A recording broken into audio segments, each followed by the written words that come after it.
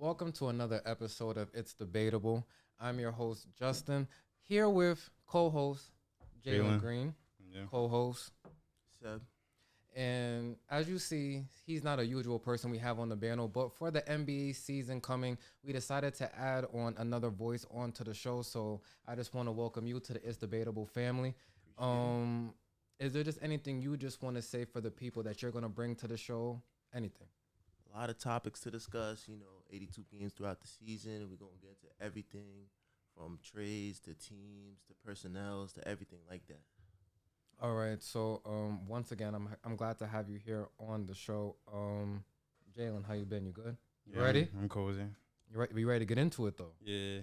All right. So for the first episode, we're gonna get into the off-season recap. Now, the off-season is where, well, first of all, I want to say I feel like basketball is kind of an all-year-round sport. We always have the whole NBA season, and then we get into the playoffs, then we get into the NBA draft, and then there's trades, signings, just so many things. So I feel basketball is something that goes around all year. But we are going to start in the off-season. So to start off on June 23rd, the 76ers traded the number 23 overall pick to the Grizzlies for the Anthony Melton. In return, the Grizzlies got David Roddy. And I just want to say for the future, if I butcher anyone's names, I apologize. But David Roddy, that was the number 23 pick, along with Danny Green. So I want to start with Seb on this one. I want to throw him just right into the fire. What does the Anthony Melton being added to the Sixers bench mean for their season? I say it adds like a little bit more depth within the team. You get a guy that's really like a playmaker off the bench, a dog within him. I seen him a little bit on Memphis last year. It was like as soon as he came in, he gave some produced a little bit more. So I say that as well. And then you get rid of a guy like Danny Green. Like, it's sad to see him go, but he like a torn ACL. So it's not like you're really waiting on somebody. You have another player coming, stepping up. And who else they got in that trade? They got, remember, Danny Green, and they got David Roddy. That was the number 22 overall pick in this year's draft. I don't know too much about that guy. I'll say not too much up on him. All right, so basically the vibe I'm getting for you, you just feel that's going to be a huge piece to their bench. Yeah. All right. But even so, last year, do you think now him being there just like puts their bench like in a different stratosphere? Is it still the same? Like, how much of impact is he really gonna make though? That's for the season to show. But Like, do you see him six man? Like, I wouldn't say six man, but in a sense, it's like you still have depth in your bench. That's really the most key important part. Like during the playoffs run, during long season runs, that you have guys that's hurt, or guys that might not play. Key parts you might want to fit in with certain teams you want to play against. So I definitely see him playing in that factor. all right. And then Jalen, I'm gonna toss the same question to you. What does the Anthony Melton being added to the Sixers bench this year mean for them in the upcoming season? I feel like that provides it's a definitely a good trade on both ends. I feel for D'Anthony Melton, I feel like he's a great perimeter defender. We've seen like in the playoffs against D'Angelo Russell when like they were kind of matched up. How difficult he made things on him. I feel also too he's a good shooter, a 37% 3-point shooter. So he could definitely play off ball with Harden or Maxey. Even on the backup, you feel me, whether they sub Maxey or Harden, he could just play along, great off ball. He never really plays too much on ball too much. So I feel like that's another thing like 76ers wanted was vocalizing because they lost a lot of their depth in that Harden trade. So they're trying to gain that back. Similar, as you can see, like before the Harden trade, Seth Curry was playing like that little small mini combo guard role. I guess this is the Anthony Melton to fill that role. So I definitely feel he definitely brings that intangible of perimeter defense and definitely gives them depth in that guard position. Right. I definitely respect and agree with both of the points that y'all made. When it comes to me, I feel D'Anthony Melton being added to their bench was huge for the 76ers. I feel last year, even though you brought up Seth Curry, he's not the most elite when it comes to the ball handling. I feel when I think of Seth Curry, I really think of him just being that shooter. But I feel like them getting D'Anthony Melton this year is when Harden goes to the bench now, you're going to have that person. They're still going to have Maxey out there. But even so, I feel like D'Anthony Melton is just a little better at per se maybe setting his teammates up than a Tyrese Maxey. I just think them having just another ball handler is definitely going to help them out. You brought up the fact that he's been a 37% three-point shooter. I think that's something that they definitely need because I feel like especially in the playoffs when the game slows down, you're going to need that person to knock down those shots. Yeah. I also like his athleticism. I feel that's definitely going to help them in pace. They're going to try to get up and down the court with him. Yeah, just for all those reasons, I think he's just going to be a big piece for their team now. Is he going to be sixth, seventh, eighth man? I think when it comes to him, what's a perk is that he doesn't have really an ego, right? We know sometimes players comes to a team and they want this type of minutes. They already come in saying, I'm going to be sixth man or I'm going to be a starter. I haven't really heard anything like that from De'Anthony Melton. I think he just came here to Philly because he knows, pardon me, that the aspirations is for them to win a championship, right? So I feel like if he just comes in there, play his role, I think that they can do some special things this season, right? So shout out. Also, another thing I wanted to add on the other side of the trade too for Danny Green, I feel with Memphis, like since Danny Green is going to Memphis, I feel like he also gives that veteran leadership to the young guys at Memphis, and also to Dylan Brooks and Desmond Bane, no shooting guards. I feel like Danny Green's a great mentor for them as well. Just to add that, yeah. No, right. We all know that, like I said, on the other side, they got acquired a Danny Green. We all know, like Seb said in the beginning, he is coming off an injury right now. You know, he's at that age to where you get some of those injuries, you kind of aren't the same, even though shooting, in a sense. right, even though shooting could be a little different. I just don't know, so I don't even want to put no stock into Danny Green right now. But definitely a good point. He could bring that. You know, just even being in the locker room, him being a champion, that could definitely help out the Grizzlies. So great point right there. But moving on to another big trade that happened here in the offseason. The Mavericks complete a trade for Christian Wood that went down on June 24th. The Mavericks got Christian Wood, and the Rockets get Wendell Moore. That was the number 26 pick. Sterling Brown, Marquise Chris, Boban Marjanovic, and Trey Burt. But now I'm going to start with Jalen here on this one. How much does the Mavericks obtaining a Christian Wood push the needle for their title hopes this year? I feel like they definitely pushed the needle a little bit farther. I feel they definitely improved in a lot of areas with Christian Wood. Previously had a 18-10 shooting 39% from the 3-point, 50% in total around the floor. I feel like in this trade they gained another shooter, a big shooter. They already have Bertans, already have Cleve, already have they add also it also gives them size in those lineups we've seen in the playoffs. They don't really have a true center or power forward. I think like Maxi Cleve is like about 6'9", Finney Smith 6'8", like so you have Christian Wood who's 6'11", could rebound, defend, very versatile. I feel like he could guard from 3 to 5. Very athletic, and it gives them more lineups to run with. He's definitely flexible in where he could be put at. So I definitely want to see how it looks, but I definitely feel he helps them like improve their record. I feel like he gets them, he continues them in being a contender. Okay. And so I'm gonna throw the same question to you. The Mavericks get Christian Wood this offseason in a trade with the Rockets. How much does the Mavericks getting a Christian Wood push the needle for their title aspirations this year? I'd say since coming off a conference finals presence, I'd say give them like a little chance to get over a hump. I'm not guaranteeing it though, but Christian Woods definitely adds some versatility to the team. You're talking about a 5 that could put the ball on the floor in a sense, can make his own shots, but also he could get some open looks now. Now he has Luka with him, so maybe some more pick and roll, pick and pop presences. But I would like to see how it works what Jason Kidd got and planned for him, because mind you, they got JaVale McGee as well, and that's a solid big man.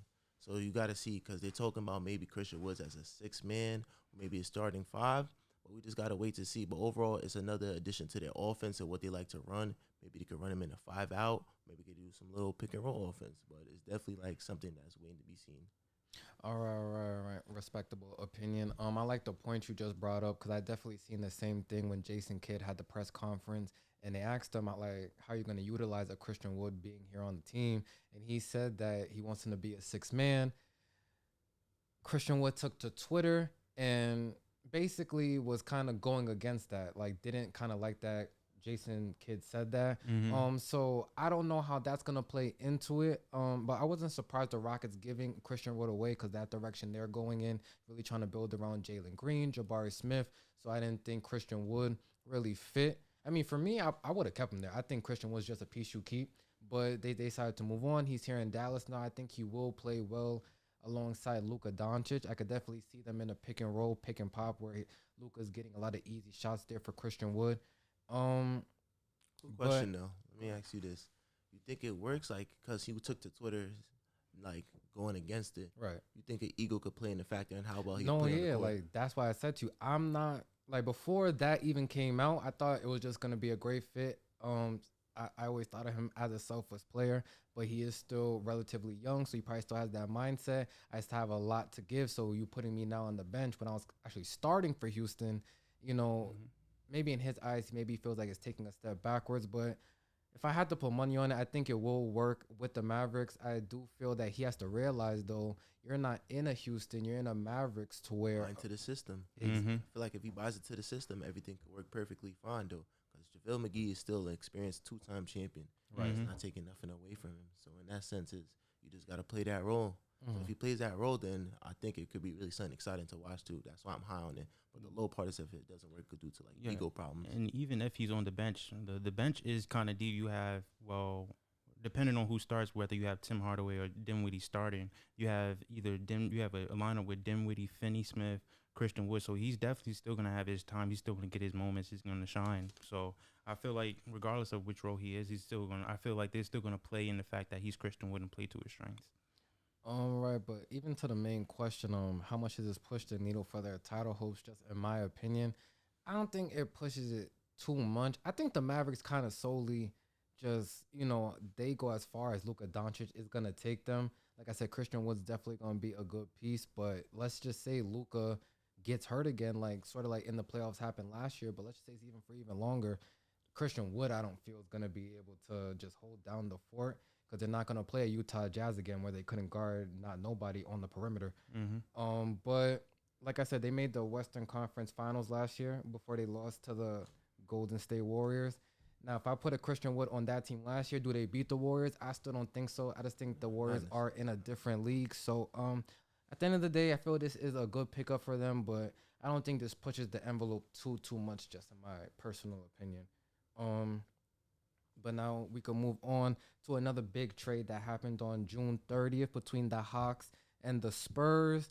The Hawks get DeJounte Murray. That's your man's right there. Jock Landell. Once again, if I butcher your name, I apologize. But the Spurs got Delino Gallinari, 3 first-round picks, and a pick swap. So, does the Hawks getting Murray propel them to a top 6 seed this year in the Eastern Conference? Potentially. But I'm going to say this just because off the strength that we don't know how well it's going to work. But in a sense, when you get a guy like DeJounte Murray that's just had an all-star season last year, I say he averaged, 18, 7, and 7. A guy that could get you some defensive stops, get you some steals, some blocks, can distribute the ball and put the ball on the floor and grab some rebounds. You're definitely in like a potential to be like a top 5 or 6 seed. But you hold on, you say potential. What I like to do up here, I like for people to sort of pick a side, right? You have to put money on it, sub. I know you mess with the FanDuel. If they had it from the Hawks to be top 6 seed, are you putting money on that? Or are you picking the under? They'll be from the 7 to 15 range.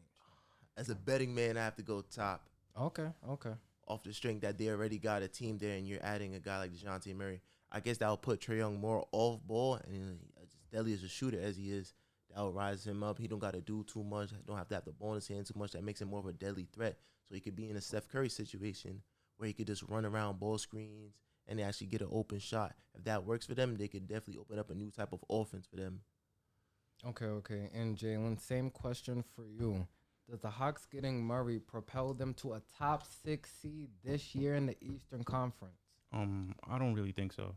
For me, granted, DeJounte Murray had a great season with the Spurs. Damn near average a triple-double. He had 21 points, 8 rebounds, 9 assists. Career year, right? Yeah, career year. I feel, but for me, I feel I have to see what's going on. Because does he play the point guard? Does he play the shooting guard? Because I think shooting guard. I think Granted, yeah, but Trey Young is the better scorer than DeJounte Murray. So would you want DeJounte Murray playmaking for everybody else, or do you want Trey with the ball in his hands making decisions on the floor? I'm just thinking So like kind of look at it like, and maybe not the same, but just follow me. Like Westbrook coming to the Lakers, right? mm-hmm, Westbrook is best with the ball in his hand, mm-hmm. but you're going to a team where you're going to basically a place where the best player is the dominant ball handler. So LeBron's gonna have it most of the time. So I feel the same thing with DeJounte Murray. Even though you can handle the ball, he's a hell of a talent. Yeah. But Trey Young, that's his team. He is the better player. I think the ball will still be in his hand majority.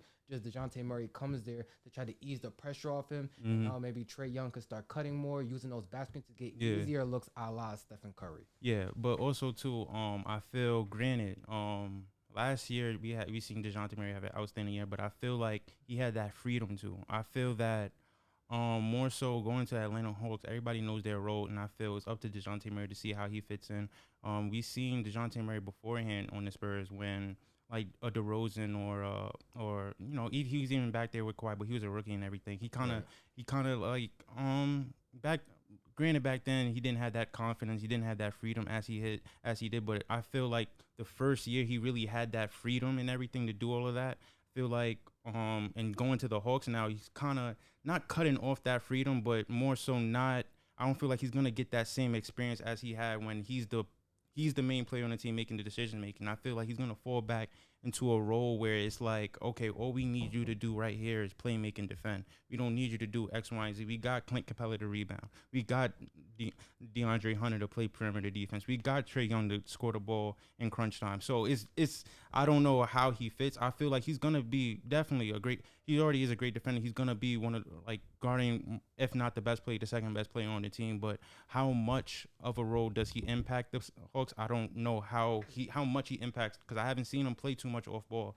I've seen him as the leader of the team, directing stuff. So he's coming into a different situation now. So I need to see, is he able to create a shot off the dribble by himself? Is he a spot up shooter? I need to see those type of things. Hold on, Seb. I want to ask you a question though, because we're forgetting he's coming to this team. Whose spot do you quote unquote take now? Seb, you're the coach now. You move Bogdan to the bench or DeAndre Hunter? Like, how do you adjust that lineup?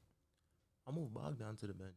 Because in a sense, he's I like Bogdan. Bogdan. Shout out Bogdan, but Bogdan Bojanovic. Yeah, somebody that can make their own shot. You would sound like that on the bench. Okay. I don't think Lou Will's still with the team. I could be mistaken. I don't think so.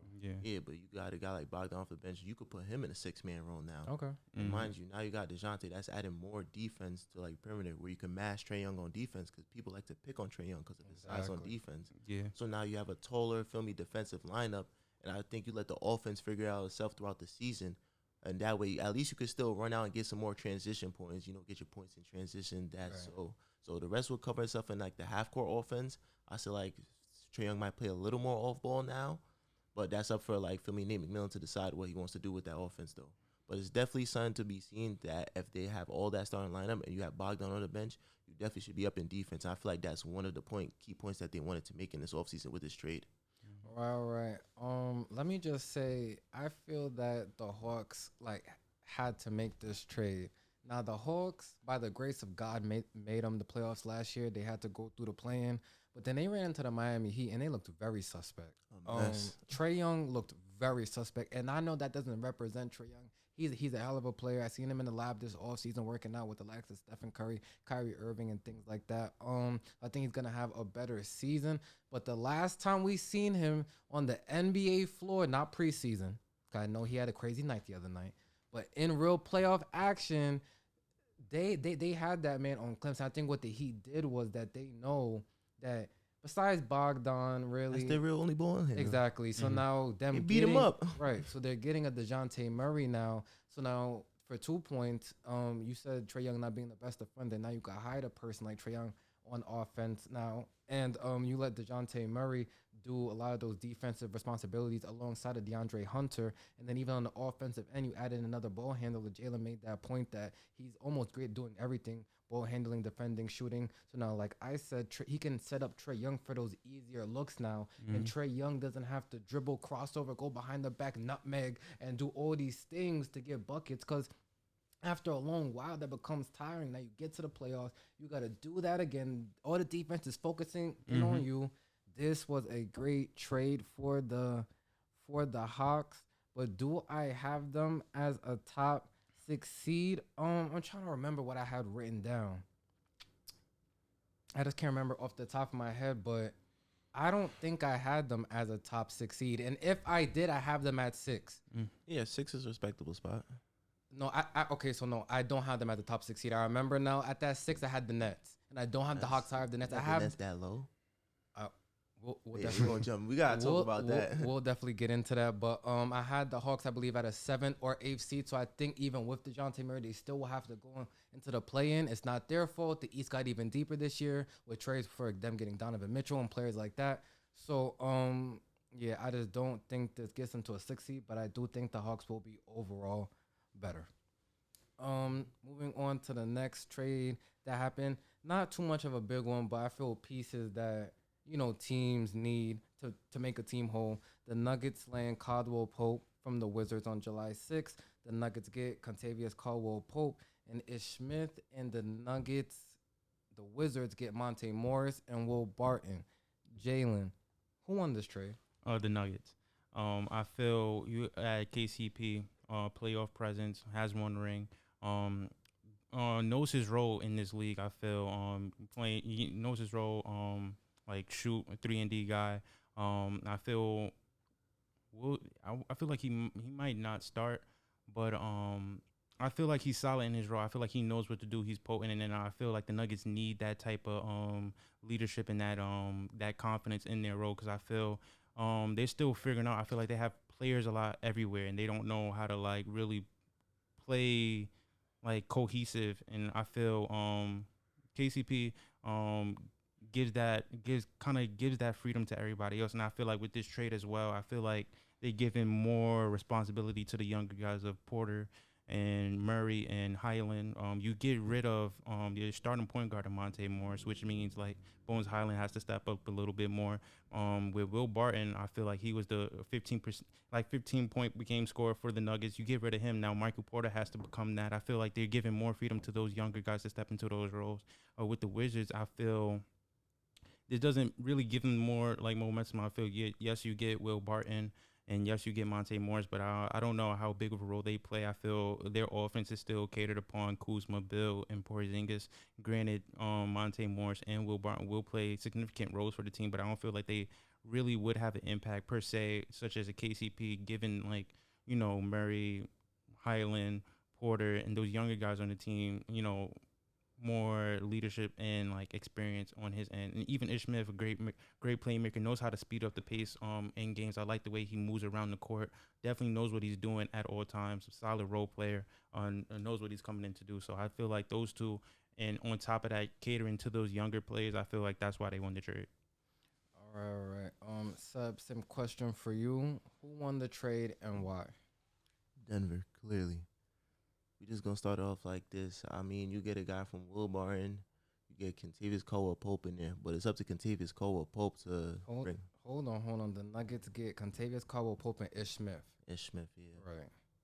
Well, I'm just speaking on Kentavious Caldwell Pope because, in a sense, is you have a new starting two guard, a 3-and-D guy, most likely, can run up the floor, doesn't need that much shots to be impactful in the game.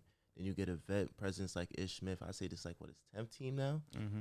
He's been on a lot of teams though. But feel me, he's gonna come in there and play his role. You're not really relying on those guys to do too much, but they don't need as much shots, but they can still impact the game in different types of way. So that way you got a starting lineup of Jamal Murray, KCP, Michael Porter. I'm still debating on who's the 4. Aaron Gordon. I forgot about him. My fault, AG. And then we got Jokic. So I think that has potential to be a solid lineup, a solid unit. In the sense for the Wizards, I don't know their direction of what they're going in right now. I don't know. Monte Morris helps their point guard situation because now you have an undersized backcourt, I say in a sense. And then Will Barnes like a high volume guy, like he needs his shots. So I don't know how well that plays. I never took Will Barnes as an off ball presence, so I don't know the direction of like the Wizards or what they're doing over there. Right.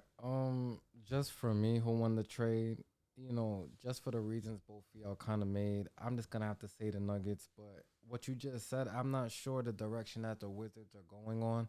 I don't know if it's maybe towards a rebuild or just trying to fight for the plan. I'm not too sure. Rebuild. Why is Bradley Beal still there? More power to you. Go get your bread.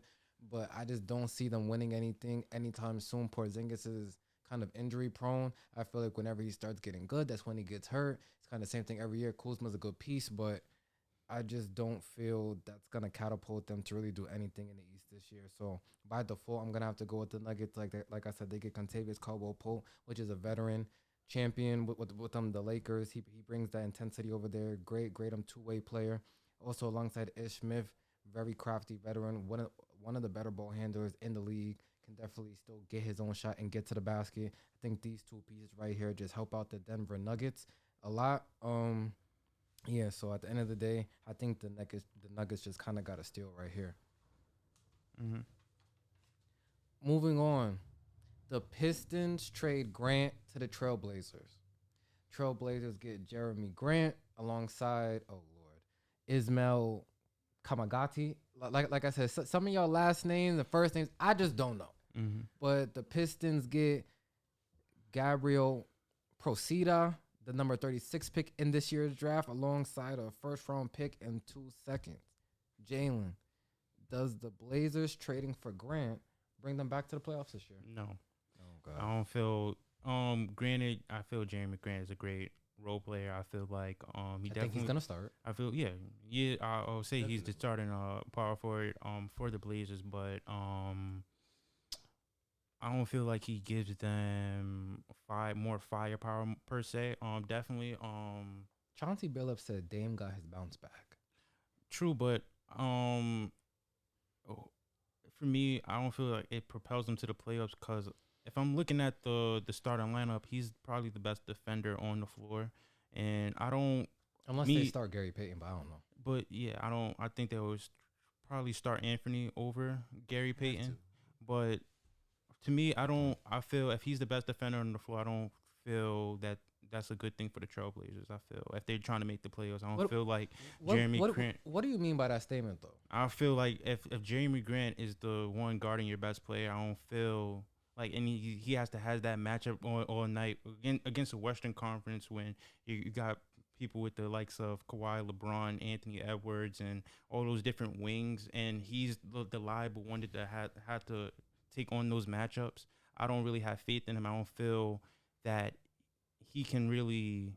Granted, he's a good defender, but I don't feel I don't have confidence. I feel like in he's him. the typical defensive wing. He's Yeah, long, but defensive, agile. But I don't block shots. I don't have confidence in him taking that matchup every night and Like the second making an best impact. player, Yeah, so I feel like he's a solid role player, as I said. So even if he's probably fighting for third best player on the team, I feel like Nurkic is gonna get more looks just because of his size and more familiarity with the offense and everything. And it is a Dame's team, so I don't know if Dame could probably.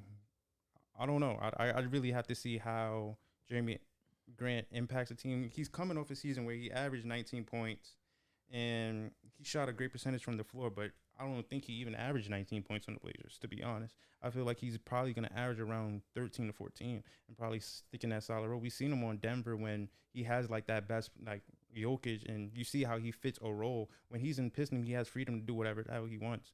So now if we're strictly going on Dame and like playoffs is the model, I don't think Jeremy Grant's going to have the responsibility of scoring or being a big part of it. I feel like he's going to stick to like I said, like having to defend the best matchup all night. So I don't know how that really improves them too much. I don't know. I feel like it's going to be more so on Dame and maybe Anthony to predicate the offense, but I don't think Jeremy Grant gets that ball in his hand and has the freedom to do what he wants to on offense just because of Dame, Anthony, and Nurkic. So, does trading for Grant bring them back to the playoffs this year in terms of the Trailblazers? In my opinion, no. In a sense, they might be even fine for a playing spot. Luckily, being that I really don't see like the type of offense they will run. In a sense, is like you have a backcourt of Dame and Anthony Simons. You got to see how well that meshes together. I don't know where Jeremy Grant fully gets his touches in because he's a newcomer in that system. Well, in a sense, is what Jalen said, that he just averaged 19 off a season doing what he wanted to do on the Pistons. Now you got to see what his specific role would be, like what his key spots be, like what would be best suited as a 3 or a 4. We're still trying to figure that out. So I don't know the direction. So in my sense, I say they'll fight for a playing spot, but to make the playoffs, I don't think so. Right. I definitely would agree with both of y'all. I don't think this brings them back to the playoffs. Now, if they make the play-in, that's kind of a 50-50 thing because all you have to do, well, depending on if you're 7 or 8, but you only got to win max two games. So maybe they can get in like that, but I just don't see them being a top 6 seed in the Western Conference. The Western Conference is just deep. A lot of players coming back from injury that are going to make certain teams even better. Yeah, Jeremy Grant's a great player. I do think he will get his touches. I think he's a great defensive player. I think he's gonna be able to knock down that 3-point shot. Also get to the basket. But is he the first or second option? Probably not. They'll probably will go to Dame and Anthony Simons, maybe even Nurkic. So I think it's a piece that they needed. But does this like push the needle for them to get a top 6 seed? Or even just make the playoffs? I just can't. I wouldn't put my money on that. So I'm gonna say no. He does not bring them back to the playoffs this year. Big trade that went down, though, something that kind of shaked the offseason and also kind of halted other trades to happen. The Jazz send Gobert to the Timberwolves. Timberwolves get Rudy Gobert. Jazz get the whole Timberwolves team. Malik Beasley, Patrick Beverley, Leonardo Balmero, Walker Kessler, who was the 22nd or 27th. I might have wrote this crazy, but Walker Kessler, 22nd overall pick. Jared Vanderbilt, four first-round picks and a pick swap. Seb, did the Timberwolves give up too much for Gobert? I'd have to say no, in a sense, because look at the players you're really giving up. Look at the players you're giving up. Beasley, Patrick Beverley, rotation pieces. Yeah, Patrick Beverley was the starting point guard and set a culture there. Also, teammates were very surprised that they traded. Yeah, they were fond of him. That they traded. You can be fond of him, but he made an impact. 100%. He's one of the key reasons why they made the playoffs. Yes, on the defensive side as well. Now you get a better defensive player. Well, not better in the sense perimeter-wise, but still, you got a 2 or 3 time reigning defensive player of the year in that sense.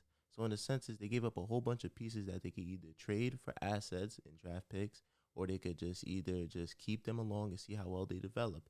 So in the sense, Minnesota didn't really give up too much in that aspect because you still keep guys like Cat, Anthony Edwards, D'Lo, and what else am I missing?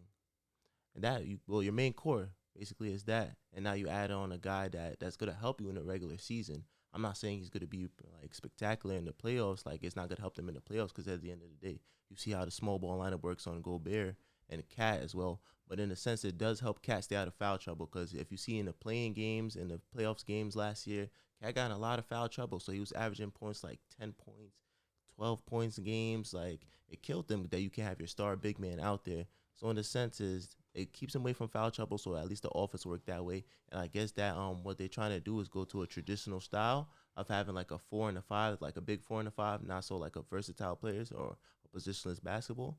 So I like it for the Timberwolves a lot. And also I like it for the Utah Jazz though. Why? In the sense that you're starting a rebuild now, so you're trying to see what pieces that you fit in that you like guys that they were really fond of on Minnesota was like Jared Vanderbilt. I'm pretty high on that guy just off the strength that he was a versatile defender. I guess that they will be missed as well. So that's somebody you could retain, or even a team that wants him, you could at least see what they want to give up for him. So little key pieces like role players like that are expandable into trading for picks or maybe even young players that you want back that teams might not see like processing. Jalen, did the Timberwolves give up too much for Gobert? No, and I feel like it's only because of the direction they're going in. I feel the Timberwolves made the playoffs for the first time and had a legit series for the first time in a long while. Granted, they made the playoffs with Jimmy Butler, but they got swept by the Rockets. And I feel like they have been out the playoffs for so long that, granted that they made the playoffs last year, I feel like this move kind of solidified them that they want to make a playoff run continuously, and it's not just a one-time thing. Granted, they gave, Malik Beasley, Patrick Beverley, and picks along with the likes of others, but I feel like getting Rudy Gobert, I feel like they wanted to solidify themselves as a playoff team. Granted, Rudy Gobert is a proven defender. On the defensive side, could cover a lot of ground. I feel like was a vocal point on the Jazz defense. I feel like mostly kind of not understated, but I feel like we didn't realize that how important Rudy Gobert was to that Jazz team, because on that perimeter, not that many people were good at defending. Hence Donovan Mitchell. I feel like he was a big liability on them on defense, but Rudy Gobert saved them on pivotal times. But I feel, they don't feel like they gave up too much from him. As far as the fit, I don't like the fit, because I don't like Carl Anthony Towns at the 4. Maybe I have to see it, because I feel with Carl Anthony Towns at the 4, he's going to spend more time on the perimeter, because Rudy Gobert cannot get outside the paint. So you kind of lock yourself in what you wanted to do. With Anthony Edwards driving, I don't feel like he has those driving lanes anymore with Gobert sitting in the paint. So he's going to have to become more of a better shot creator for himself. And, I just got to see it. But I don't feel like they gave up too much for him. I feel like they're in the direction where they want to make a playoff. So let me ask you this. Hold on. You slow down for a second. Hold on. I want to get into that real quick. Go ahead. Do your thing. Hold on. I think they gave up too much for Rudy Gobert. Okay. What were the Timberwolves seeding this year? 7th. They were 7th. What does Rudy Gobert push them towards? I'd say they'll be hunting for like 5. 4 or 5. 4 or 5. 4 or 5. Not 4 or 5. With the Clippers getting better, with Denver getting better, with teams getting better, they got better as well. All right, hold on. In this trade, you gave up Malik Beasley. Great rotation. Hold on, Seb. Hold on. Before I mute you. Go ahead. Let me hear this. Hold on. Malik Beasley. Patrick Beverley, which was a perfect system player that they needed for that culture they was trying to set. When those young kids, Anthony Edwards and Carl Anthony Towns, could not get it done. Now, Anthony Edwards kind of just came into the league. I'm not putting too much on him right now. I think he's going to be one of those guys in a couple of years. But Carl Anthony Towns was not getting it done for the most part. Great stats-wise, all-star, but pushing the Timberwolves to the playoffs, it wasn't really happening like that until you said like they got Jimmy Butler. Jared Vanderbilt, another player that they used out there, versatile, long, lanky, great defensively, great in the pick and roll, can finish at the rim, and 4 first-round picks. Rudy Gobert is 30 years old. So you're mortgaging some young pieces, a key veteran piece. We can just say Patrick Beverley, the name, and make it seem like it doesn't matter. But he was one of the sole reasons they made the playoffs. And like I said, the 4 first-round picks. I don't feel the Timberwolves getting Rudy Gobert. Do you know they can get Gobert and still be the 7th seed? I don't see how they... Now, did they give up too much? I would maybe more like to say the trade wasn't warranted. I could have felt they could have kept building towards the future and towards, being a higher and higher seed a different way. Because I don't even know how Rudy Gobert and Carl Anthony Towns are going to work on the floor. We don't know. So just for me, I just wanted to say I think they gave up just a little bit too much for a Rudy Gobert. Rudy Gobert can't guard nobody on the perimeter. He can't guard you on the perimeter. He can't guard you on the perimeter. He can't guard me on the perimeter. So I just don't. And then offensively, he has no offensive game at all. You sent me the thing where Tracy McGrady said, what the hell is he working on in the offseason? He has no offensive game. But I do like the point y'all made, though, that he could cover up some of Carl Anthony Towns' deficiencies on the defensive end. Yes, I will definitely give you that point. But besides that, I would say no. I don't think this trade was warranted. And they just gave up a little bit too much for a Rudy Gobert. Now, if any of y'all have something to say against that, I'm here. I just think it's for the consistency of just trying to make it to the playoffs. I think what they trying to establish over there is. But you didn't have to give up. So you're saying if they had the team they had before, when they still had Malik Beasley, Patrick Beverley, and Jared Vanderbilt, and all that, they wouldn't have. They were in a playing situation when them trying to grab Rudy Gobert. Okay, I feel like Anthony Edwards is gonna get better though. All right, but so you also have to realize that he's going to be better than last season. But you have a guy that's consistently been Defensive Player of the Year. What you're trying to add is consistency. You can say that, but the Jazz was killing him. At the end of the day, though, they're still trying to add that consistency of being in the play. They don't want to make, we made it to the play-in this year. Let's hope to make it to play-in again. I understand the point. Rudy Gobert been in the playoff for how many times? I understand the point of trying to be consistent making the playoffs, but could they not have done other moves? No. What moves could they possibly have done? What other moves would they have done? They could have signed other people. Do other trades. You said these are tradable assets. Yes, Rudy they're Gobert tradable was the only one they assets. could have traded for. But the Timberwolves said, "Fuck it, let's put our bargain on Gobert to get Carl out the When 5 was the spot." last time two bigs like that worked? How long ago was it? All right, so what I was going to ask Jalen. When was the last time, Sebastian, two bigs like that worked? Answer the question. When there was AD and JaVale McGee at the Lakers spot. But yeah. Tell me now, when LeBron was running point guard, When I was talking about JaVale McGee compared to Rudy Gobert? what does JaVale McGee does that's bro, that far apart? Yeah, Nah, bro. They're That's both in a different dunker though, spot, bro. though. Yeah. The only difference is Rudy Gobert is a defensive player of the year. Yeah, I And think don't bring up LeBron and the Lakers. That's way different. How's that Because different? they That's don't still a have traditional LeBron. two bigs. They don't have That's still LeBron. two They bigs, don't though. You did have say- LeBron. But though. you said- asked me you when's said the last two time a bigs. two big worked, though. Okay. Just because it's LeBron, And I'm it was saying, LeBron, though. I brought up the example, though. LeBron triumphs everything. But I brought up the example, though. Name someone with LeBron James not on the 'cause team, now though. you're switching the question. LeBron James not You're on the switching team, the though. question, though. Okay, I'm you saying, just asked, okay. What did you just ask? What did you Okay, just ask? When's the yeah, last when time did two it bigs work? worked? Okay, hold on. And I just brought it up I to you. understand what I just said to you, but what I'm trying to say now is that, okay, you're right about that, but who is the main guy on the team? LeBron James, though. I mean, now I meant two bigs being the emphasis of the offense, though. So I'll retract that. Two bigs being the emphasis on offense. Because Rudy Gobert and Carl Never been an emphasis on offense. So he's not going to be top 3 of touches? no. No. Why not? You have No. D'Lo, you have Anthony, and you have Carl. Those are the offensive players. Rudy Gobert So gonna then get you his did in all the, this for the... you're gonna get him in for the him to be dunker fourth- spot. To be the 4th? To play Yes, his but to role. play his Stop. defense. His role. Stop. He To be a averages- rim You protector. mortgage your whole future for a guy that's going to be 4th in That's not in detrimental to touches? their future. Yeah. Bro. It's 4 first Okay, round but picks. you said, bro, hold You're on, still hold on. keep Ant-Man. Hold on.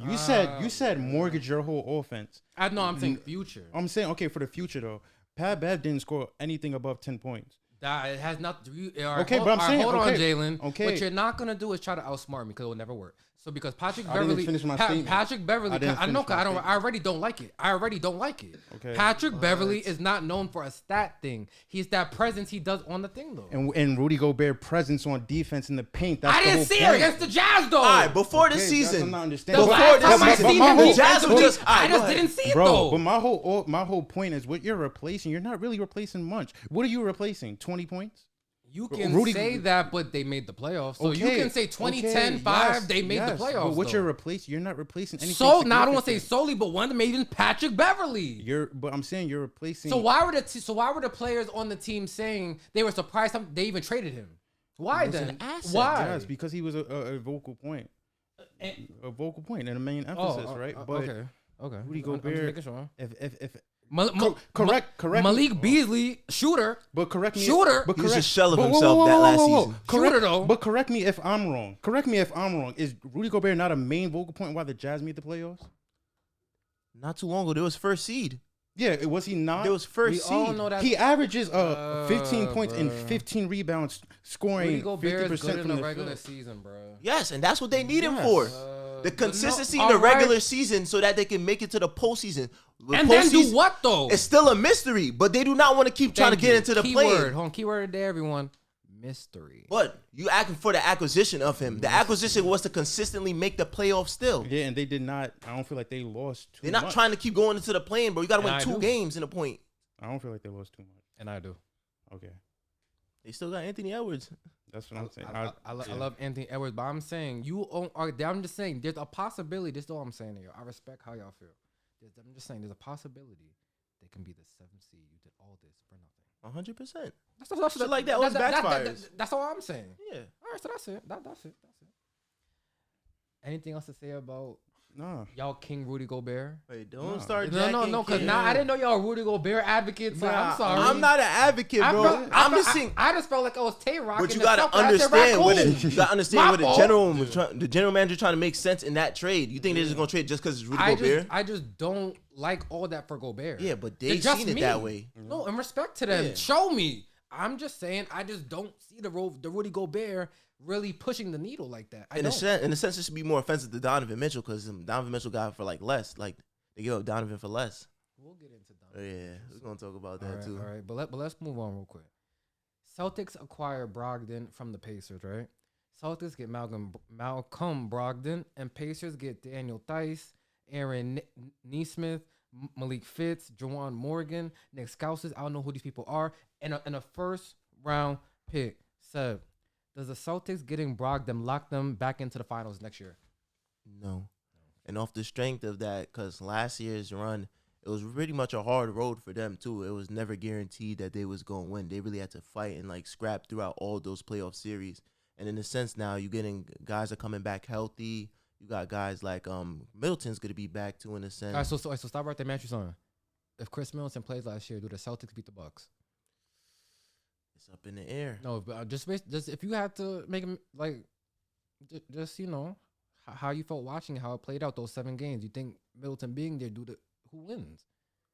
I'm gonna be honest. I have to go Bucks in the sense that the responsibility wouldn't have to be that much on Giannis now, and everybody around him was playing. Oh, we go as Giannis go.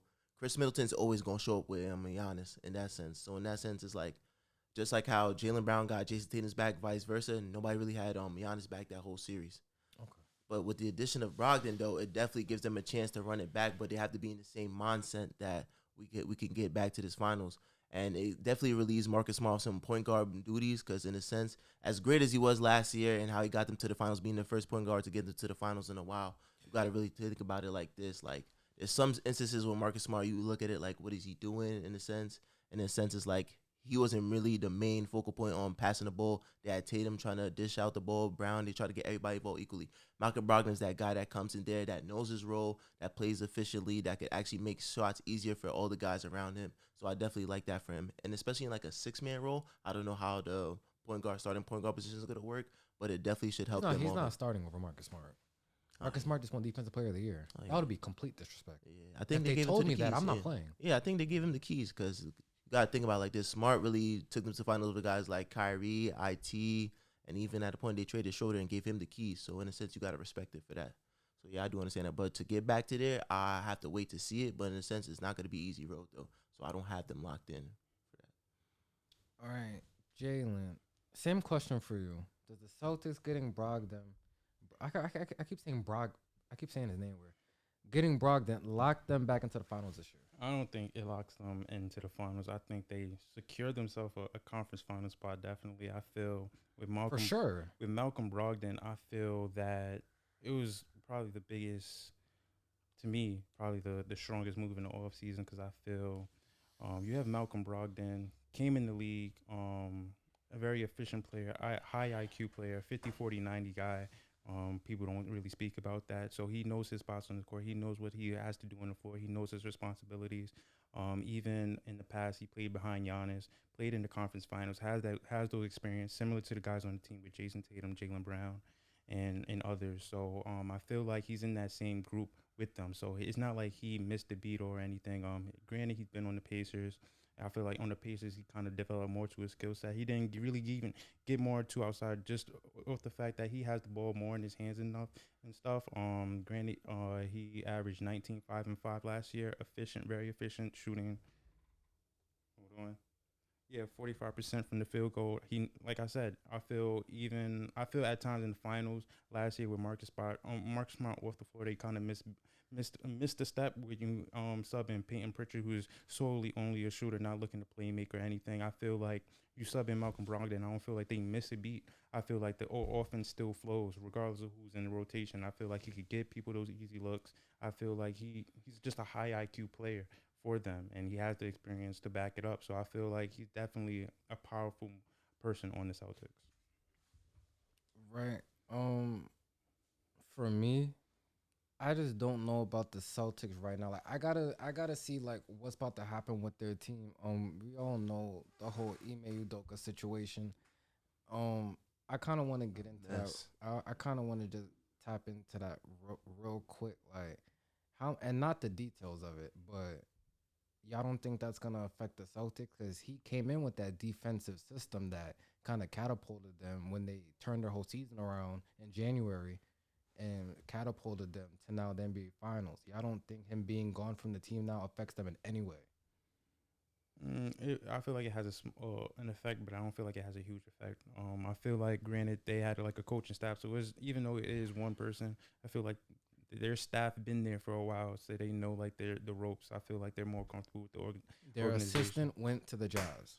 Will Hardy. Yeah, but even if you had like you have Brad Stevens like still there for the organization, I feel like they. Not coaching. I understand, but he's still a part of the organization, so he knows he's familiar with the team. He knows what the team needs. He knows how the players are. I feel like they have that trust in him, and to come to him, I feel like there's still trust within the organization. I feel like, granted, you lose your head coach, but I feel like they still have a solid foundation with them. I feel like they're really rarely like one of the teams that kind of have people there for like with Jaylen Brown, Marcus Smart, and Jason Tatum, Robin Williams. They have people that have been there for like 3+ years solid. When you see like other teams making moves, people haven't been there more than like 2 to 1 year. So I feel like they're the only team. Well, not the only team, but one of the few teams that have that solid foundation of like their players in their organization and their roles of the organization and the vision of the organization.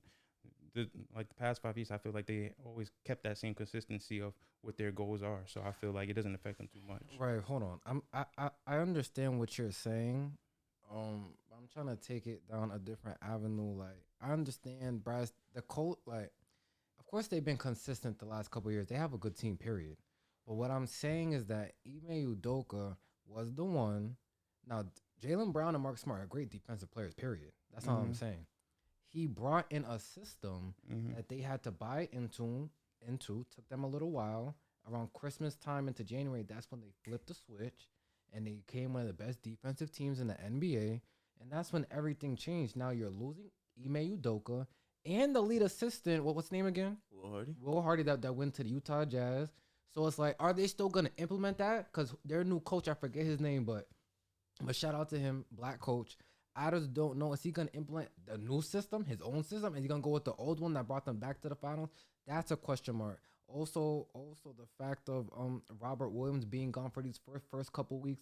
I'm not sure what's going to happen with the Celtics. I had them at the number 2 seed coming into this year. I had to drop them down to 3 just due to the Udoka situation. He was in the runnings for coach of the year. You don't just lose a guy like that and everything is just the same. So, but also, like I said, not a huge difference. I just knocked them down a seed. But in the question of Brogdon, Seb, did you give your point on that? Nah, Go but ahead. I kind of agree in the sense of what Jalen was talking about, because in the sense that you still keep that same identity that got you there. So the head coach might tweak a little something, things that he see differently that could have went about.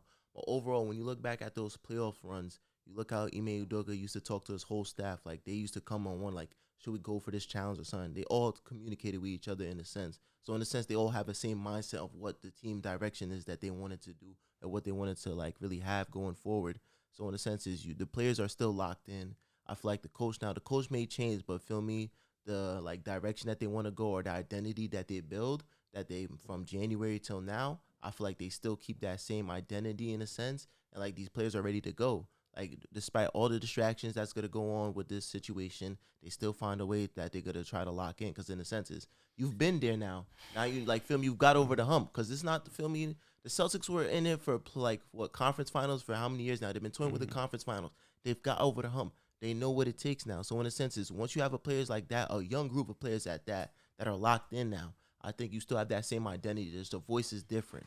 Yeah, and also that was Udoka's first year too, so it's not like he's been like that was kind of his first year too. So What does that mean?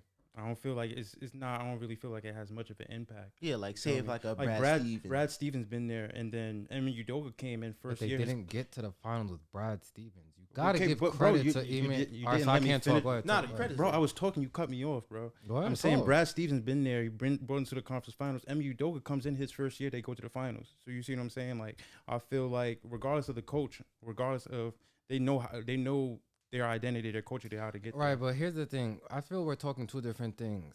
This is not gonna make him leaving. It's not like they're gonna be in the lottery. That's not what I'm saying. I'm saying yes, they're gonna be good. Period. But I feel him implementing his thing, him being the coach was the reason that they got to the finals now. So that's why, just for me, I feel that's gonna have a big impact. But besides Ime Udoka, the real question, Brogdon. I think Brogdon is definitely a good pickup for them. It brings them another ball handler off the bench that could set people up even better than a Marcus Smart. Like Jalen said, 50, 40, 90, can definitely shoot from the free throw line, could definitely hit that 3. I think he's going to be a great fit in Boston. I agree with Jalen that it was one of the big pickups of the offseason. And I think they're going to be good, but do they make the finals? have to be determined. Like I just don't think so. Like I would just have to see it. Now if they do, I'll clap it up for them. But I just have to see it now. I think think their offseason was going great, and then with the injury and the coach thing, I feel this kind of derailed them a little bit. They'll still be good, but as good as last season, that second half of last season, like I just don't know. Don't. But moving on, the Lakers, the infamous Los Angeles Lakers, acquire Beverly from the Jazz. Lakers get Patrick Beverly. Jazz get Taylor Horton Tucker, Stanley Johnson. So, what does the Lakers acquiring Pat Bev mean for their season?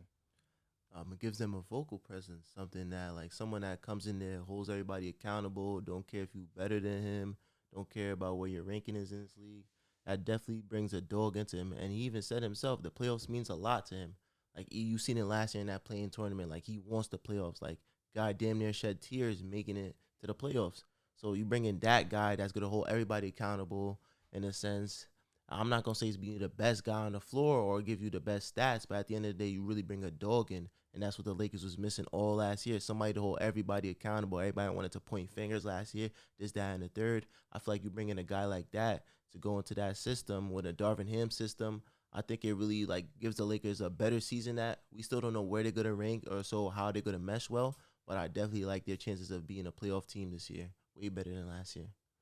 Jalen, same question for you. Does Pat Bev coming to the Lakers, like, what does that do for them this year? I feel it definitely brings a sense of energy and motivation for them. I feel like to Seb's point, high motivated player, high motive player definitely keeps everybody responsible on the team. Definitely a glue type of guy. Doesn't matter who you put him out there on the floor with, he's gonna have a huge impact on the floor. As far as for the Lakers, I don't know. I feel like this was a move like they didn't really necessarily need to get Pat Bev, but I felt like it's good to have Pat Bev on the team. I feel like they still have a little bit of weakness in shooting in certain areas. Granted, they got better on perimeter defense, but I feel like Patrick Bev was a good addition to the team.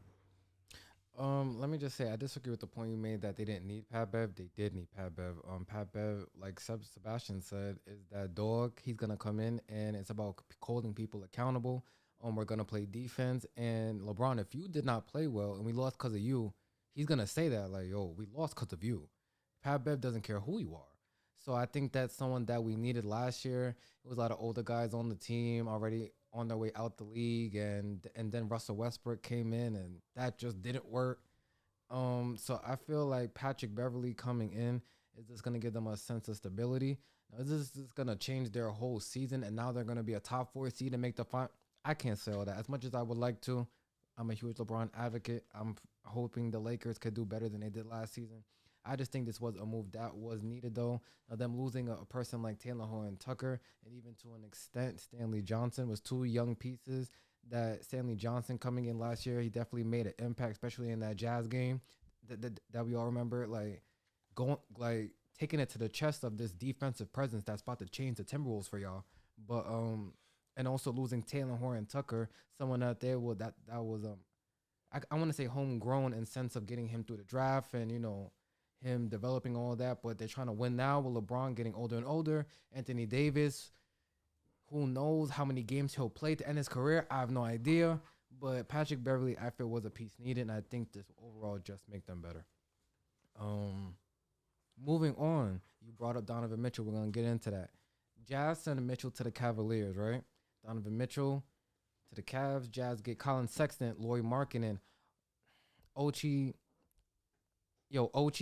3 first-round picks and 2 swaps. Jalen, are the Cavs the top 4 seed after this deal? No. I'm going to tell you why. For this, specifically for Donovan Mitchell and the Cavs, I feel like this is the ultimate test for Donovan Mitchell to see if he's truly a superstar. I feel like on the Jazz, granted, he had the number 1 seed, had success, if you wanted to call it that, but really didn't get far. But I feel like on the Jazz, he was really the only player that could have those skills. I feel like he was the main vocal point of the offense. Like there was no point in Donovan Mitchell's career that he was not the vocal point of the offense. The ball was handed to him on day one. So the ball hasn't left his hand since day one. But now he's going to a team where there's more skilled players than on the Jazz. You have Darius Garland, who's a legit point guard. I feel like he hasn't had a legit point guard. The best point guard that Donovan Mitchell played with was Ricky Rubio, and he's not really a strong scorer or, kind of more Mike so Conley? but Mike Conley, like to the point, they just give the ball to Donovan Mitchell and let him play make and do all the dictating. I feel now you're with Darius Garland, that's kind of his shit. Like, you feel me? Darius Garland's kind of like the forefront of this Cavs offense. Is the point guard, is responsible for making sure everybody else eats and everything. So, Donovan Mitchell's gonna have to take some time without the ball in his hands, and also, he has to. Also, they're developing Evan Mobley, who's a promising young prospect as well. So, he's definitely gonna have to get more touches. Averages 15 points a game last year. I'm assuming that they want him to even average even more. So I have him projecting getting into that 20 point per game threshold, while also you have Darius Garland, who is in a like 21 point game threshold as well. I don't feel Donovan Mitchell play with that many people that can score the ball like that. All his time in the Jazz, he's been the one dominant scoring. Like Bogdanovich, he could average 18, but he doesn't have the ball in his hand. He's in the corner. You feel me? Joe Ingles, he doesn't have the ball in his hand. He's in the corner. You feel me? Jordan Clarkson's off the bench. So literally when Donovan's not in the game, Jordan Clarkson's getting those looks. So I don't know how Donovan Mitchell's going to be adjusting to not having that ball in his hand and dictating and like being like not playing a role, but sticking to something, because on the floor, I don't feel like he's going to have that freedom to dictate everything, because I feel like this is a team. This is not just everything, surrounding Donovan Mitchell to support Donovan Mitchell. And I don't feel like it's like that. And also as well, he's on the East. You feel me? Cavs being the top 4 in the East. That matchup, whether it's Darius Garland or Donovan Mitchell, your best player on the team, like going against the Sixers with James Harden and Embiid, and Celtics versus, Jaylen Brown and Tatum, and you feel me, like the Nets, KD and Kyrie, like those, I don't feel like in any situation the Cavs have a player that could win them a game over somebody else. Like, I don't have faith in Donovan Mitchell winning the game over Kevin Durant. I don't have faith in Donovan Mitchell winning the game over Jason Tatum. I don't have Donovan Mitchell winning the game over Jimmy Butler. I have more faith in those other teams. I don't really feel like it's really up to Donovan Mitchell to really prove himself as a superstar to me. I feel like this is a good conference where he has to really actually prove himself to actually be a superstar, and not just a guy that's just a good player. I don't have him top 4 though, because I don't feel like they have the best player on any floor in any matchup. So, but the Cavs the top 4 seed after the deal. I'm saying no, because you really got to think about the teams that's been there already. I don't see him. Give me 4 teams higher than them right now. I take the Nets, I take the Bucks, I take the Celtics, and I take the 76ers. In a sense, it's like you really see like that young Cavs team being better than those teams. A guy in Embiid that's always in the MVP contention. Now you're getting a healthy Harden back. You get guys like the Bucks that's always in like a top 1 to 2 seed, maybe even 3 seeds some years. You get a healthy Nets team now, and you added more acquisitions. Ben Simmons should be playing this year. You got the whole Kyrie situation down. KD should be back. So it's tough. And I'd even say Miami too. So you really got to think about those teams that's been there, that have their identity. This is a whole different setup now for the Cavs. Yeah, they acquire new talent in Donovan Mitchell, a star. I'm not going to call him a superstar yet, because he still got to get over that hump. But you acquire a star in Donovan Mitchell. But you got to see how well they mesh. And I'm not too fond of them in the backcourt on defense, because if you look at it, they're both kind of undersized. So if anything, like we're now in an age where, like, feel me, we getting like 6'7" guards, or guards that's, feel me, like are versatile. Like, it's a positionless sport. So we got to really see how well they mesh on the defensive end as well. But it's up to, like Jalen said, it's up to Donovan Mitchell and how well, like, feel me, he performs. If he wants to be that guy, then he has to show he is that guy, because now you're coming in where everybody's talented from the whole roster now. Everybody's talented on that time. And they easily could have kept Karis LeVert at the 2. But feel me, they acquired a guy that's better now. So it's your role now to really show that you could stand out. Feel me, that you're that guy that wanted to be that guy in Utah. But even though, like, feel me, in Utah, when they was passing up shots from him in the clutch and stuff like that, we seen what Donovan Mitchell's capable of, even in the bubble. But we got to see it now on a consistent basis now. So in a sense, I don't feel like that, but he has a chance to prove everybody wrong this year. I think the Cavs will be a top 4 seed this year. I have the Cavs literally at 4 though. I got over them only the 76ers, the Milwaukee Bucks, and the Boston Celtics. I don't see no team higher than them right now. I just feel before they got those injuries to their big men and they kind of lost that defensive presence, the Cavs were a top 4 at worst 5 seed. I'm just remembering they were there 4 or 5, but they were in the upper echelon of the Eastern Conference.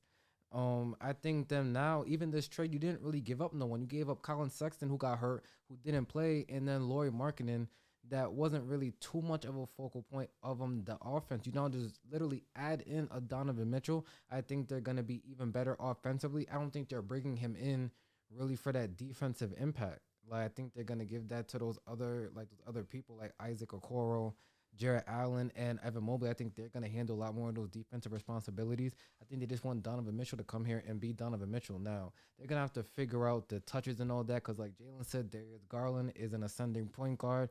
I really like him. He's that ball handler, so Donovan Mitchell is not gonna have it as much as he had it in the Jazz, but Evan Mobley.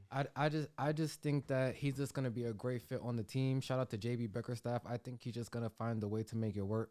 And I have the Cavs as a top 4 seed, just in my humble opinion. So you thinking better than Miami?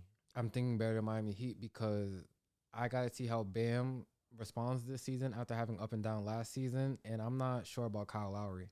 Like I think he's gonna be a year older, and the last time I seen him, he doesn't hold up well. I just don't. They were still a number 1 team last year though, so No, I wouldn't see them regressing that bad. Shout out to them. I just have to see it. I think the Cavs have a better team than them. Just my personal opinion, but shout out to Miami. I have them making the playoffs, but I have them as a top 6 seed, I believe. But I just think Donovan Mitchell coming to this Cavs team when they were healthy last year, they were a top 4 seed. So I did think adding Donovan Mitchell is just gonna be a plus for them. If I'm wrong, I'm wrong. Moving on. Jazz send Bogdanovich to the Pistons on September 26th. Jazz get Saban Lee, Kelly Olynyk, and cash considerations. And once again, the Pistons get Bogdanovich. Seb, do the Pistons make the play-in after this latest move?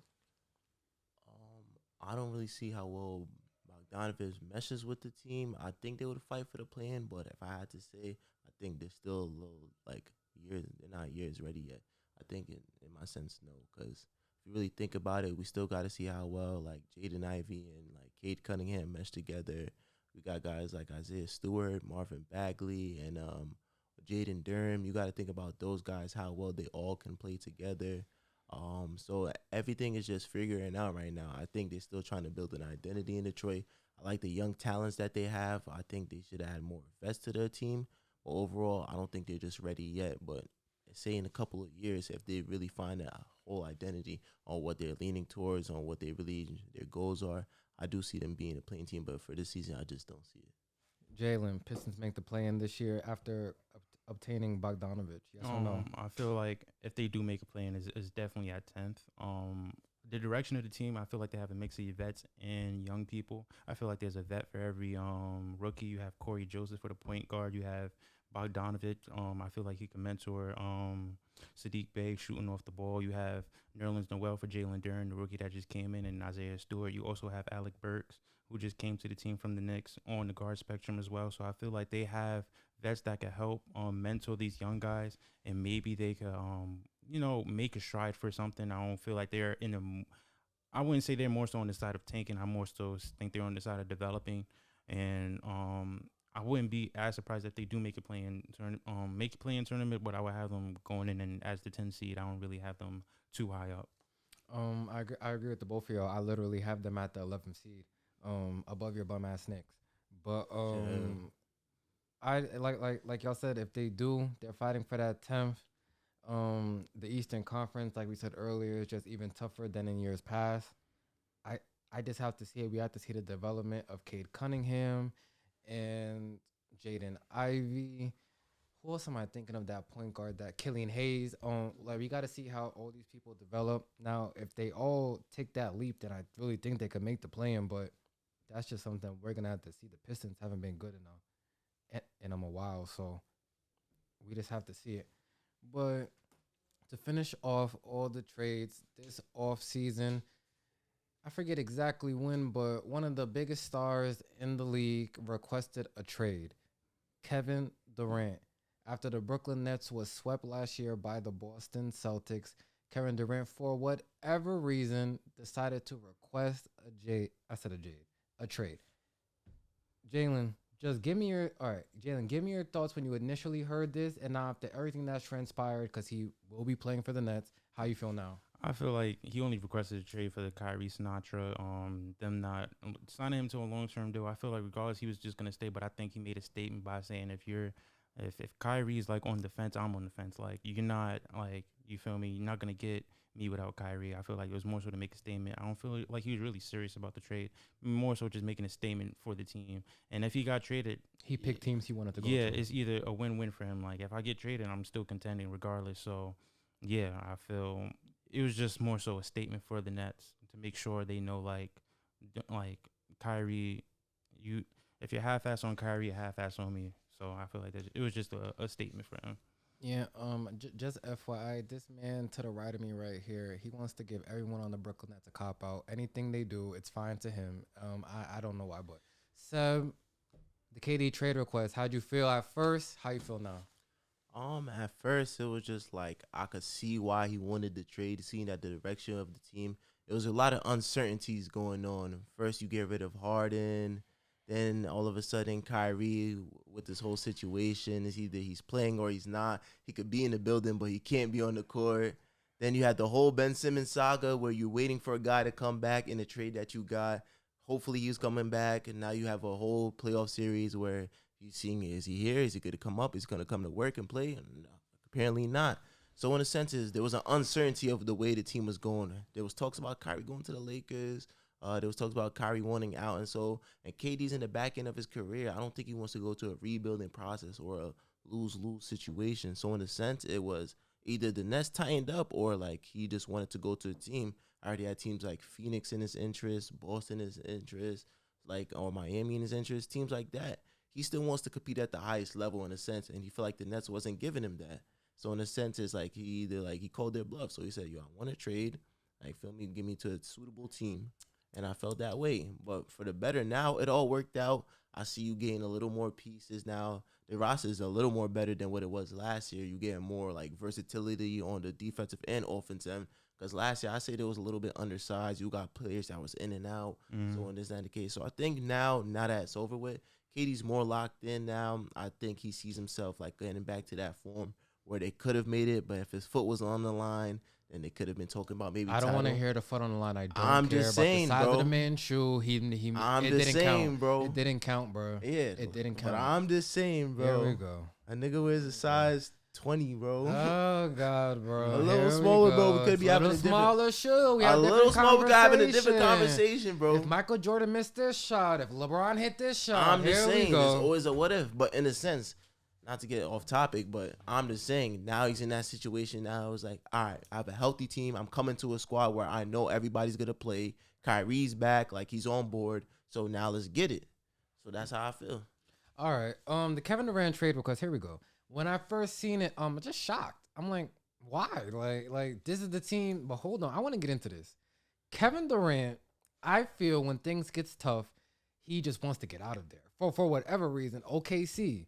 Yo, Lord, you was up 3-1 against who? You know a lot about this. Against who? No, who, bro? Who are they up against? Who was it again? It was the Golden State. Motherfucking Warriors. The Golden State Warriors, and what happened?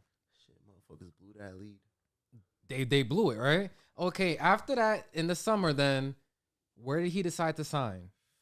Same team that beat him. Okay. Now, going there, with that team all healthy constructed, the consensus around the NBA culture was no one was going to beat them. All right. So now let me ask you real quick. Do y'all validate the 2 championships? Yeah. Yeah. Of course you do. I didn't want to ask you. You said yes. Okay, I just wanted to make sure. Going on now, he's on the Golden State Warriors, wins the 2 championships. Bravo to him, played very well in those NBA Finals. I'll never take that away from him. Very well, even though the focal point, if you have Steph Curry, Klay Thompson on the court, you're going to score like that anyway. He's Kevin Durant. You're not gonna score like that. You're not gonna score like Kevin Durant. 35. It's Kevin Durant was Kevin already Durant. great. So Who what we I'm talking about? That's what I just said. Due to the fact he's Kevin Durant. But you're if saying the fact that listen to what I'm saying to you. If you're the Cavs, right? Because that's what they kept battling against. And the Raptors that time, but then people got hurt and all that. But mostly the Cavs. You have to think. We can't solely even back when he was on OKC with Russell Westbrook, you could put a lot more the emphasis on defense on a Kevin Durant. Now you put him on a Golden State Warriors with Stephen Curry and Klay Thompson, the best shooting backcourt in NBA history, flying around, going off screens, ball screens, and things of that nature. It's a lot harder to put that emphasis more on a Kevin Durant, which is why I feel his stats just got inflated just a little bit. But the fact that he's Kevin Durant, that's why he can do that. I don't think it's like his stats inflated. I think the efficiency inflated. But it's easier. My whole point is that it was easier because you have Curry and Klay. 100%. That's my point. But it works vice versa for them because yeah, of course. Okay, now their job becomes easier too. Steph Curry and Klay Thompson's job becomes easier too. So I feel like it was still as much as the situation was, you're going to a 73 and 9 team. You know what they were, don't do that. Yeah, you going to that right. It's still at the end of the day though, it works even better because now we lost, we blew that 3-1 lead now. Right. So now we add a guy. It's how are you gonna beat us? And they had a chance of 3-peating though. If Kevin Durant didn't go down, I feel that just took away a little bit of the competition. Just my opinion. If y'all feel different, then y'all feel different. But then because it was against LeBron. For you can say that if you want to. For whatever reason now you want to leave Golden State. Jalen, let me ask you why. Why he left Golden State, to be honest. You can't give any idea, anything. Just why did you feel? If you had to make a guess, why did he leave Golden State? Just probably just a new beginning, and then him and Kyrie was in talks the whole season, just teaming up. So I guess it was just the formation of probably building something in a new organization and playing with Kyrie.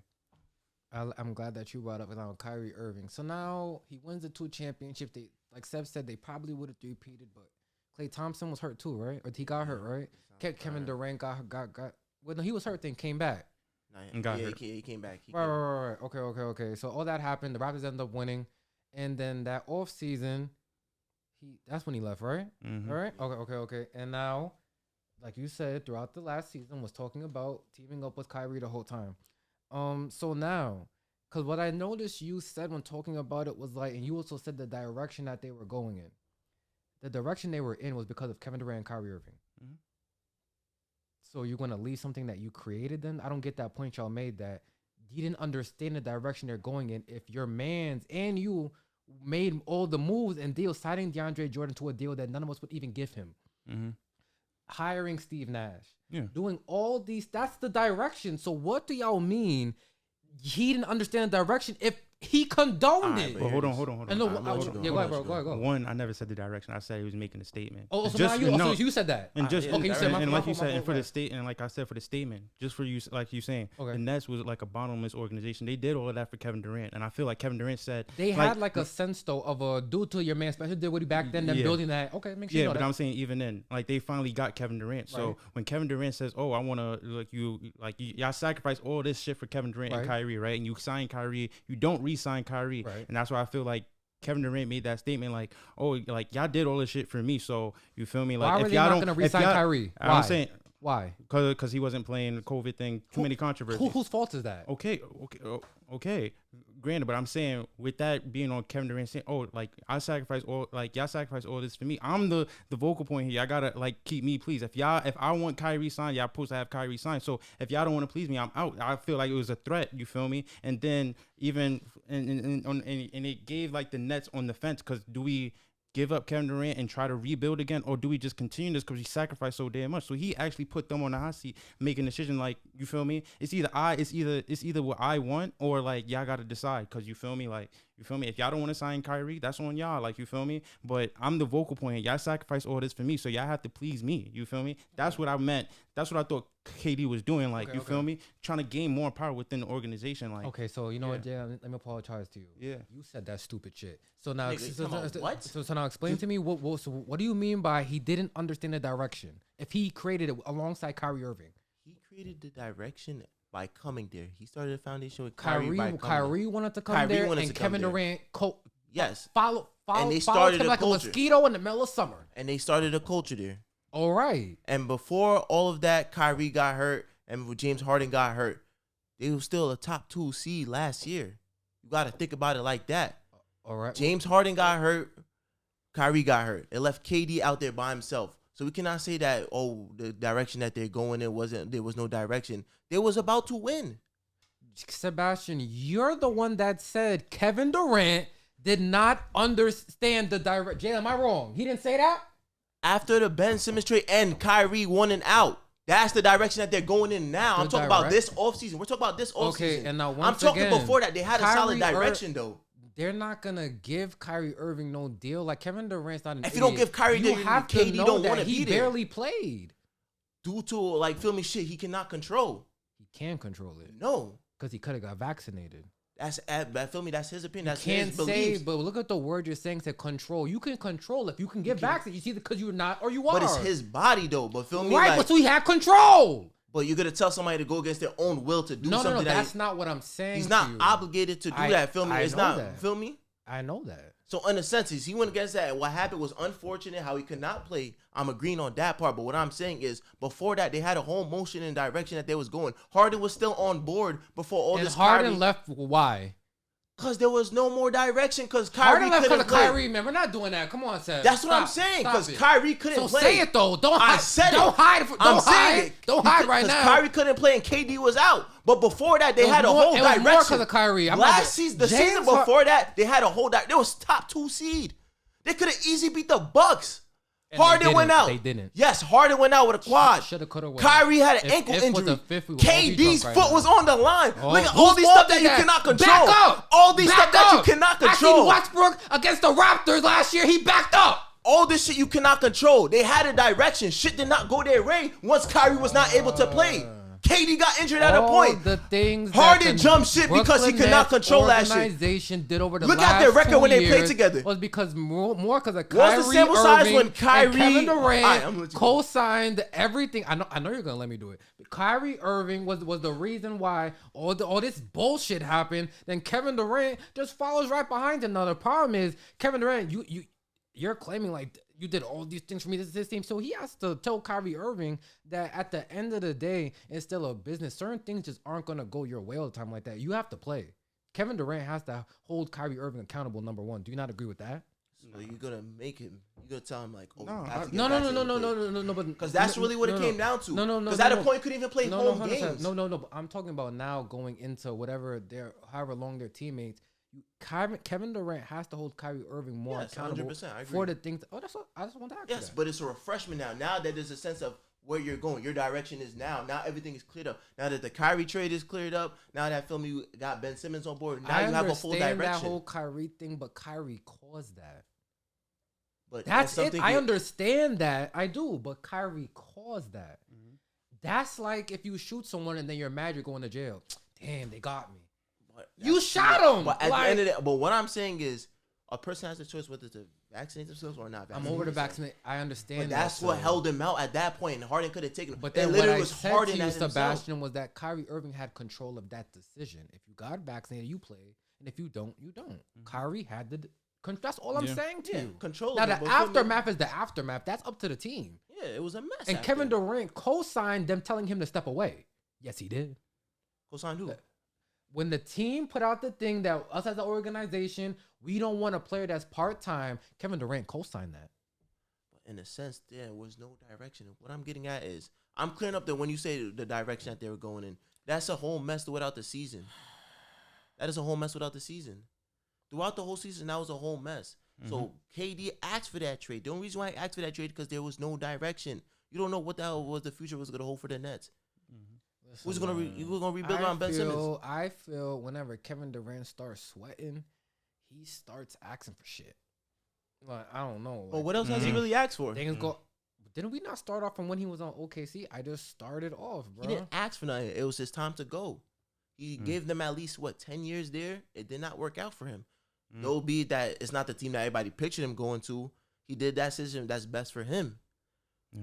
Even to this day, I really don't agree with the situation. But if you understand it now, it's best for him. He wanted to win, and that's the best winning situation possible. Shit, I agree with the situation. Shit. Like, trust me, I don't. Nigga, if I'm Of KD, course- Motherfuckers, we was of up course you 3-1. do, bro. We was up Of course you 3-1. do, because if man. I'm KD, why not go to the Yeah, Warriors? Jalen condones any Bro, you dumb could shit go that I've anywhere, ever yeah, seen bro. in the NBA. He condones Exactly, anything. bro. Be selfish. you These do. organizations don't care about you. You feel me? Do It's what not you the want. point Not of that. go It's to the, that it's the team, point bro. of competition, Jalen. Yeah. You know that. It's You're the- still rolling. but It's the still, point of competition. That It man has has the nothing to do that with I man, it. understand, that man 'cause at has the end the of the right day, to yeah. do whatever the fuck That's he still wants. have not them what rings, I'm saying to yeah. you. I'm Yeah. talking about competition I know. strictly. I know, but Not a choice. We're all human beings. We got Yeah. choices. We're not talking about that. He We're talking didn't- about competition. he didn't want to make the move off competition. He wanted to do it. Oh, okay. People Solely wanted for to- And himself, that's yeah. soft. That's off.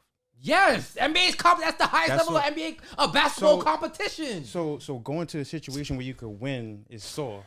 They're could win. unbeatable. As a matter of fact, That's- I'm not Alright, gonna do do it. this with you because you say things and you act like it's like astronomical. I get. Him going to Golden State, they were unbeatable, and everyone in NBA know that. Yeah. End of discussion. Like, what are we arguing right now? And he was up 3-1 on I them don't too. agree to mind that. And you. you was up You 3-1 took on He was them. up 3-1 on them. That's competition. Now, if you don't like competition, then just say that. I get it, bro. Then as soon as Do the you- first do day you of like free agency competition? starts, Y'all- Do you like competition? Yes, but I don't know how then if you're going to y'all- Golden State. Like, I Y'all don't know. seen it from a whole different point of view, bro. It was the greatest move for his We career. bro. understand that No, we if understand you're in trying his to win a position, championship, yes. that's the easiest. It's not. Who It's not, doesn't understand that? But it's not a soft move, bro. Plain. Oh god. in a not sense, it's soft. a soft All move. right, but all right. In my It's opinion, not like feel soft, me, nigga. I understand it now Listen, better man. than feel me when I did. not. But in a Listen, sense, man. it's It's not. I always understood it. That's the easiest Yeah. way to get a ring. What's complex about this? Yeah. I don't get. one of the best scores with one of the best teams. It's like feel me, but it takes They away from just the went game. Like, 73-9. What do you think will happen if you add KD? You're gonna get worse.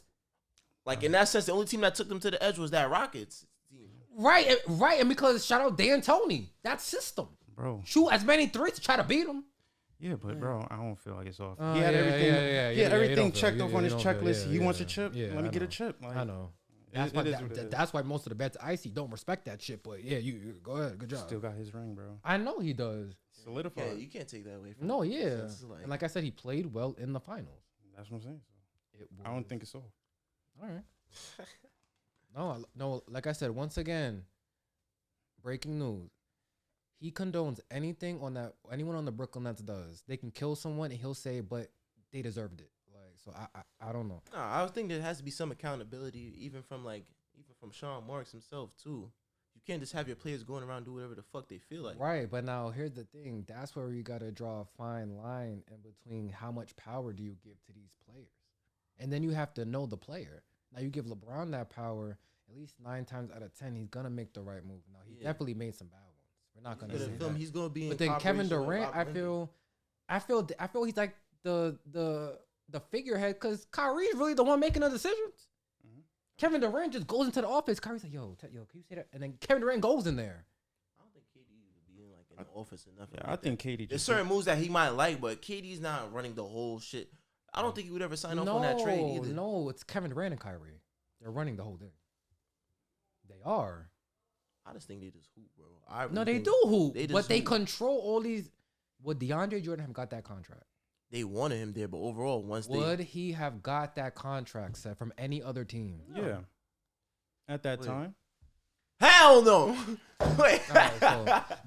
So that's gonna be it for the He didn't first get that ever much episode. money, bro. Oh, you have more to say? Am I bugging? No, hold on. No, Seb, we know. Are you done? He got like bread or something. Like, Are you done? No, You I mean wanna like finish 10 it. mil? We got time though. You want? all right, I get it. All right, so that will be it for the first episode of It's Debatable NBA edition. Once again, I want to thank Seth for being a part of the team. Once again, he definitely has some good insights. Jalen, definitely a basketball savant, definitely knows what he's talking about most of the time until it comes to the Brooklyn Nets. Once again, I just want to thank y'all for coming across this journey with me. We're definitely gonna have videos dropping weekly. Seb is gonna be posting a lot of our clips on TikTok. Once again, Jalen's in charge of that. Twitter, definitely go follow that. And on Instagram, we're all gonna be trying to just give y'all clips and just keep trying to give y'all different type of questions, polls, pause, and anything that y'all want. So DM us, hit us up for anything y'all want to see for the NBA show. Yeah, is there anything y'all gotta say? Nah. Stay tuned, subscribe, follow. There's more power to the page, man. Trying to Right. grow this thing as possible, man. Yeah, and definitely give y'all feedback. We definitely appreciate the support. All right, so we out.